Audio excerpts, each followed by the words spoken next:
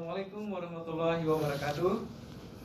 Waalaikumsalam warahmatullahi wabarakatuh. Puji syukur, marilah sama-sama kita panjatkan kehadirat Allah Subhanahu wa taala. Salawat dan salam kita sanjungkan kepada Nabi besar Muhammad sallallahu alaihi wasallam.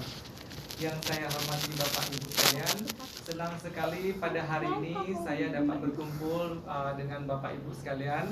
Dan saya juga mengucapkan terima kasih yang sebesar-besarnya di sela kesibukan Bapak dan Ibu dalam memberikan pelayanan, masih menyempatkan hadir di pertemuan pelayanan hepatitis C di tempat ini. Bapak dan Ibu, sebelum kita sama-sama mendiskusikan atau materi tentang hepatitis C, saya akan mencoba memperkenalkan diri. Nama saya Yusma Riami, Bapak dan Ibu bisa memanggil saya Ami. Saat ini saya bekerja di Subdit Hepatitis Kementerian Kesehatan Republik Indonesia. Kalau nanti suatu saat Bapak dan Ibu punya kesempatan untuk di kementerian, silakan Bapak dan Ibu bisa singgah di tempat kami. Kita bisa sharing informasi dan sebagainya.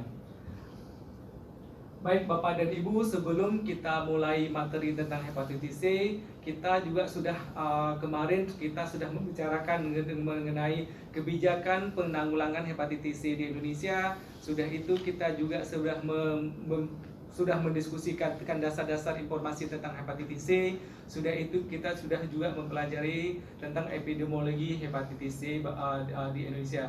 Bapak dan Ibu, bahwa kalau hepatitis C itu sebenarnya saat ini juga menjadi permasalahan yang besar. Apakah itu hepatitis, maksud saya, apakah hepatitis A, hepatitis B, hepatitis C, maupun hepatitis D, maupun hepatitis E. Nah, yang saat ini jadi concern di Indonesia adalah hepatitis B dan hepatitis C. Kenapa itu jadi prioritas masalah utama? Karena saat ini memang hepatitis B saat ini belum ada obat yang memang bisa SPR-nya bisa di atas 95%. Berbeda dengan hepatitis C. Hepatitis C memang sudah ada obat DHA, tingkat kesembuhannya bisa 95%. Sementara hepatitis B hanya bisa menekan virus. Nah, keuntungan hepatitis B adalah kalau hepatitis B sudah ada vaksinnya, sementara hepatitis C belum ada vaksinnya. Jadi terbalik Bapak Ibu. Kalau hepatitis B tingkat kesembuhannya masih sangat rendah sekali, sekitar 1%, tetapi dia sudah ada vaksinnya. Hepatitis C dengan program DA sudah ada obatnya, bisa 95%, tapi belum ada vaksinnya. Nah, kalau memang suatu saat memang ada pasien hepatitis C sudah mengakses obat, tetapi masih dapat menjadi penularan faktor berisiko, juga akan reinfeksi lagi. Nah, mungkin itu sekilas Bapak dan Ibu tentang hepatitis C. Nah, selanjutnya adalah hepatitis C saat ini sudah ada obatnya memang, apakah dari BPJS apapun program pemerintah. Nah, sebelumnya saya ingin nanya ke Bapak Ibu, apakah sudah pernah melakukan pengobatan hepatitis C di rumah sakit Bapak Ibu? Ada yang sudah pengalaman memberikan pengobatan hepatitis C? Belum. Oke, baik Bapak Ibu. Nah, sebenarnya hepatitis C sebelum 2017, sebelum ada obat DHA, itu sudah ada obat Genapec interferon dengan ribavirin, di mana tingkat kesembuhannya itu memang masih di bawah 50%. Artinya dropout-nya itu masih tinggi sekali memang.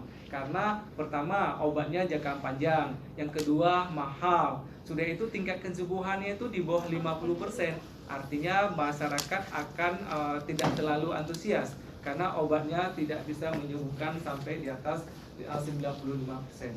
Nah, obat DHA itu sebenarnya baru ada di atas tahun 2017. Sehingga kita mengambil suatu ini sebenarnya hepatitis bisa disembuhkan. Nah, yang dimaksud hepatitis bisa disembuhkan adalah hepatitis C. Tapi kalau hepatitis B bisa disembuhkan dengan memotong mata rantai penularan dari ibu ke anak seperti yang kita sudah bahas di sesi sebelumnya. Baik Bapak dan Ibu, tujuan daripada pembelajaran kali ini adalah peserta mampu menentukan regimen mana yang cocok untuk pengobatan hepatitis C. Jadi pasien-pasien hasil dari pemeriksaannya ditentukan kira-kira kalau status pasien demikian obat yang cocoknya yang bagaimana. Nah, tujuan pembelajaran yang pertama adalah peserta mengetahui alur laboratorium dan pengobatannya. Setelah itu peserta mampu memilih regimen obat hepatitis C yang sesuai. Jadi kita pada kesempatan ini adalah keluaran dari hasil sesi ini. Yang pertama kita mengetahui pemeriksaan apa saja yang cocok untuk melakukan pengobatannya. Jadi pemeriksaan lab mana saja yang cocok sebelum kita melakukan pengobatannya. Yang kedua adalah obat atau regimen yang mana yang cocok untuk pasien-pasien hepatitis C. Jadi ada dua yang harus kita dapatkan. Yang pertama alurnya, yang kedua regimen mana yang cocok. Nah, ini Bapak dan Ibu bahwa kelompok-kelompok berisiko tinggi. Jadi ada beberapa kelompok-kelompok yang saat ini memang membutuhkan. Artinya kita harus screening. Pertama, penggunaan narkoba suntik ada 27%. Ini termasuk X-nya. Jadi walaupun dia dulu memang menggunakan narkoba suntik sedang beralih, itu termasuk. Jadi kelompok berisiko tinggi adalah penggunaan narkoba suntik ini. Yang kedua adalah hemodialisa ada 15%. Artinya pasien HD yang sering melakukan HD di layanan rumah sakit Bapak dan Ibu punya kesempatan besar untuk mendapatkan hepatitis C. Jadi ada dua saat ini yang kita fokus adalah penggunaan narkoba suntik, HD, keluarga, kontak darah, termasuk tahap 1 dan tenaga kesehatan. Jadi Bapak dan Ibu kita juga termasuk orang-orang yang berisiko tinggi untuk tertular hepatitis C. Ya, Bapak dan Ibu, saya ingin nanya, apakah di sini sudah pernah screening atau memeriksakan anti HCV-nya? Belum. Nah, kenapa kira-kira Bapak dan Ibu belum melakukannya? Takut. Oke, baik Bapak dan Ibu. Nah, mungkin setelah sesi ini kita berharap Bapak dan Ibu juga bisa melakukan pemeriksaan. Artinya Bapak dan Ibu bisa mengetahui statusnya, apakah anti HCV saya reaktif atau non reaktif. Nah, ini Bapak dan Ibu sebenarnya yang pengobatan hepatitis C yang idealnya begini Bapak dan Ibu. Yang pertama oral. Nah, ini yang kita harapkan. Oral ini berbeda, artinya DHA ini akan berbeda dengan PEG interferon. Kalau PEG interferon suntikan, jadi suntikan ditambah dengan kombinasi dengan obat ribavirin. Nah, kalau obat DHA ini oral 1x1 sehari. Yang kedua adalah bebas dari PEG interferon. Ini yang sangat dihindari karena dampak atau resiko atau mempunyai efek samping yang luar biasa kalau PEG interferon ini. Nah, selanjutnya durasi singkat. Kenapa durasi singkat? Nah, ini tergantung apakah pasien itu sudah sirosis atau belum sirosis. Kalau dia durasi singkat, dimaksud di sini hanya 3 bulan atau 6 bulan, tergantung dia sudah sirosis atau non sirosis Bapak dan Ibu. Nah, efek samping yang minimal, nah ini akan berbeda tentunya. Kalau PEG interferon dengan DHA ini akan berbeda. Kalau DHA ini efek sampingnya minimal sekali, hampir tidak melaporkan bahwa terjadi ada efek samping kalau obat DHA. Jadi saya selama pengobatan ini belum mendapatkan pasien yang menginformasikan ada efek samping. Berbeda dengan PEG interferon, beda sekali. Jadi efek samping PEG interferon sangat luar biasa. Sudah itu mudah dijangkau Bapak dan Ibu. Artinya kita mudah menjangkau bahwa obat itu ada di layanan. Jadi kita ada Permenkes yang terbaru adalah ada Permenkes merujuk rumah sakit mana saja yang bisa melayani pengobatan hepatitis C. Ini sudah ada, nanti kita bagikan Bapak dan Ibu. Sudah itu SPR tinggi. Nah, ini harapannya Bapak dan Ibu. Kalau PEG interferon SPR-nya di bawah 50%, artinya dropout-nya lebih tinggi. Nah, kalau dia itu SPR-nya di atas 95%. Bahkan ada yang sampai 97%. Artinya ini memberikan angin segar yang sangat luar biasa. Jadi kalau dulu masyarakat menganggap hepatitis C tidak bisa disembuhkan, nah sekarang angin segarnya adalah ternyata SPR-nya tinggi sekali. Ini sangat bermakna kalau memang di atas 95%. Nah, ini Bapak dan Ibu, harapannya Bapak dan Ibu kalau kita perhatikan pada slide ini adalah bisa menjawab pertanyaan yang ada tujuan pembelajaran kita tadi. Jadi kita berharap adalah setelah ini kita bisa melakukan alur pemeriksaannya dan pengobatannya. Jadi Bapak dan Ibu kalau kita lihat di sini, pasien datang ke layanan Bapak dan Ibu, ke layanan rumah sakit, kita tes anti HCV-nya.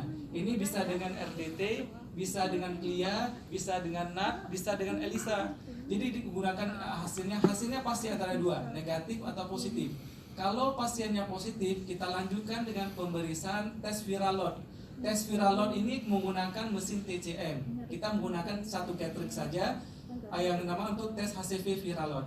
Nah, penggunaan tes TCM ini adalah tidak hanya untuk hepatitis C, bisa untuk TB, bisa untuk HIV, bisa untuk hepatitis B, dan bisa untuk COVID yang selama ini terjadi. Jadi mesin ini bisa digunakan dengan catatan bahwa sudah diinstal dan sebagainya. Nah, dari hasil pemeriksaan viral load nanti diketahui hasilnya apakah kedetek atau tidak terdetek. Kalau kedetek berarti dia berhak mendapatkan obat. Tapi sebelumnya juga harus kita melakukan pemeriksaan pemeriksaan lainnya, apakah SGPT dan sebagainya. Salah satunya juga termasuk menentukan fibrosisnya, apakah dia sudah sirosis atau non sirosis. Kalau dia sudah sirosis, artinya pengobatan akan lama 6 bulan. Kalau dia belum sirosis, hanya 3 bulan saja. Jadi sebenarnya fungsi pemeriksaan fibroscan menentukan apakah seorang pasien itu sudah sirosis atau non sirosis. Nah, jadi dari sirosis ini bisa ditentukan bahwa dia berobat 3 bulan atau 6 bulan. Jadi terapinya adalah menggunakan regimen ini. Jadi Bapak dan Ibu bahwa ini ada beberapa jenis obat ya pada hepatitis C ini. Jadi ada sofosbuvir, ada ribavirin, ada simvastatin, ada daclatasvir. Nah, jadi beban obat utamanya ada backbone-nya adalah sofosbuvir. Jadi dari sofosbuvir ini dia harus cari kombinasi, harus ada temannya. Jadi tidak berdiri sendiri. Jadi sofosbuvir ini bisa dengan ribavirin, bisa dengan simvastatin, bisa dengan juga daclatasvir. Jadi harus mencari kombinasi obat-obat tersebut. Nah, memang obat tersebut tidak tentu semuanya cocok pada seseorang. Jadi akan dilihat dari hasil pemeriksaannya lagi. Nanti apakah dia sofosbuvir dengan daclatasvir dan sebagainya. Baik Bapak dan Ibu, sampai di sini ada yang mau ditanyakan? Tidak ada? Lanjut. Baik, makasih Bapak dan Ibu. Nah, kita lanjut lagi adalah ini yang beberapa poin penting yang harus kita ingat. Bahwa yang pertama, sekali anti HCV-nya positif, dia akan selalu positif, ya. Jadi tidak mungkin menghilangkan yang positif ini. Dia kalau anti HCV-nya seumur hidup dia akan positif, ya. Walaupun kita sudah mengobatan, sama dengan hepatitis B. Sekali positif tetap positif, ya. Nah, anti HCV ini sebenarnya hanya alat untuk penapisan, bukan alat untuk diagnostisnya. Sedangkan untuk diagnosisnya hepatitis C kronis menggunakan tes viral load, artinya apakah virusnya ada dalam darah. Kalau dia terdeteksi maka dibutuhkan pengobatan tadi. Jadi pengobatan sofosbuvir dengan kombinasi yang ada. Sedangkan status sirosis atau kerusakan hati menentukan lama pengobatan. Jadi apakah apakah dia sirosis atau non sirosis menentukan pengobatannya 3 bulan atau 6 bulan. Sedangkan regimen obat kombinasi. Jadi obat ini lebih dari satu jenis. Jadi obatnya tidak satu atau tidak tunggal. Jadi harus ada kombinasi. Yang tadi saya katakan bahwa obatnya yang utama adalah sofosbuvir, harus mencari kombinasi. Apakah simvastatin dan daclatasvir. Jadi harus ada kombinasinya. Sedangkan untuk status koinfeksi HIV, ini tujuannya adalah untuk menentukan dosis obat. Jadi kalau memang kita saat ini lagi mengakses obat ARV-nya, kalau dia pasien ARV itu ada penambahan obat-obat tertentu. Jadi sudah ada satu kombinasi, ada penambahan juga obat lain lagi, sehingga miligramnya itu harus mencapai sekitar 90 sampai 120 mg. Nah, penyesuaian dosis obat ini dakla tadi ya berhubungan dengan ARV yang dikonsumsi, bukan status HIV pasien tersebut, tapi menambah obat. Kalau misalnya pasiennya menggunakan ARV, artinya dia ada obat sofosbuvir ditambah dengan daclatasvir kalau pasien normal 60 mg, karena dia lagi mengakses obat HIV ditambah 30 mg lagi. Jadi satu pasien itu mendapatkan sofosbuvir tambah daclatasvir 90 mg. Nah, bagaimana dengan status koinfeksi TB pasien? Ada yang pernah pengalaman Bapak dan Ibu kalau misalnya siapa dulu yang harus diobati kalau ada pasien HIV TB dengan hepatitis C? Ada yang pernah tahu? Belum. Ada? Ya, bagus Bapak dan Ibu. Kalau ada pasien TB dulu diutamakan karena pasien TB ini lebih infeksius. Yang pertama, dia selesaikan dulu pengobatan TB, baru dilanjutkan dengan pengobatan hepatitis C. Baik, bagus Bapak dan Ibu. Nah, selanjutnya DA yang disediakan pemerintah. Nah, saat ini hanya ada 2, sofosbuvir dengan daclatasvir 60 mg dan 30 mg. Kenapa yang ada 2 ini? Ada beberapa obat memang regimen yang tidak sesuai lagi. Artinya ada efek samping yang lebih besar. Jadi jarang digunakan. Maka sekarang di program hanya obat sofosbuvir dengan daclatasvir saja. Nah, tes HCV viral load SPR12 ini dilakukan 2 kali pada setiap pasien, yaitu sebelum mengakses obat dan 3 bulan setelah selesai pengobatan terakhir. Jadi kalau misalnya pasien, jadi tes dulu sebelum pengobatan, yang kedua setelah selesai pengobatan. Tujuannya untuk apa Bapak dan Ibu? Untuk mengetahui apakah masih terdetek virusnya atau tidak. Jadi tujuan SPR12 itu untuk menentukan kesembuhannya. Jadi tingkat kesembuhannya bukan anti HCV yang negatif, tetapi SPR12 ini yang tidak terdetek lagi, ya. Jadi ada 2 yang harus kita ingat, bahwa anti HCV HCV akan seumur hidup anti HCV. Tapi kalau SPR12 ini, kalau dia memang pengobatan dengan 12 minggu atau 24 minggu, dia setelah itu dites apakah masih terdetek virus dalam darah atau tidak. Jadi menentukan tingkat kesembuhannya. Nah, Bapak dan Ibu, ini sebenarnya status pasien pengobatan DA dengan hepatitis C. Saat ini ada yang sirosis maupun ada yang juga yang non sirosis. Jadi kalau yang sirosis ini adalah sekitar 39%, sedangkan non sirosis ada 59%. Artinya kalau dari sini ini bisa kita lihat bahwa yang sirosis itu hanya pengobatannya adalah sampai 6 bulan. Yang non sirosis hanya 3 bulan. Jadi kita masih banyak yang non sirosis. Artinya yang obat 3 bulan itu lebih banyak. Ini sangat bermanfaat untuk perencanaan obatnya. Bagaimana dengan koinfeksi? Koinfeksi kita ada dua, ada koinfeksi, ada monoinfeksi. Artinya koinfeksi itu ada infeksi lain dengan HIV. Sedangkan monoinfeksi hanya hepatitis C saja. Jadi hepatitis C saja hanya 71%. Artinya dia membutuhkan sofosbuvir dengan daclatasvir 60 mg. Sedangkan yang koinfeksi ini adalah penambahan daclatasvir 30 mg. Jadi pengobatannya adalah apakah dia selama 6 bulan atau 3 bulan. Jadi penambahan obat pada koinfeksi. Nah, Bapak dan Ibu, ini tidak kalah penting dan tidak kalah menarik bahwa kita melakukan screening pada lapas itu ada sekitar 17.000, tetapi hasilnya ada hampir 5,9%. Artinya ada 1.023 pasien yang saat ini memang sudah terdetek hepatitis C.